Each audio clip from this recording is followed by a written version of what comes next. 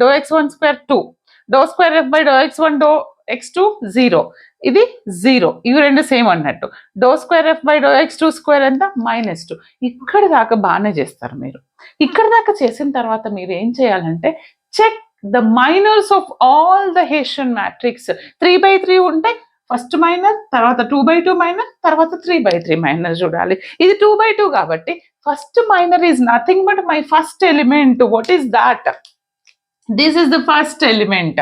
అంటే D1 అంటున్నాను, కొంతమంది J1 అంటారు, కొంతమంది H1, your wish. Okay, D1 first minor ని నేను, మైనర్ ఎలిమెంట్ ఎంత ఉంది ఇక్కడ? 2 ఉంది. ఈ ఎలిమెంట్ కదా. ఈ 2 అంటే మరి less than greater than equal ట? గ్రేటర్ దెన్ 0, 0 కంటే పెద్దది. సరే రాయండి. మరి సెకండ్ మైనర్ ని తీసుకుంటే సెకండ్ మైనర్ ఎలిమెంట్ ఏమంటున్నాను? Second minor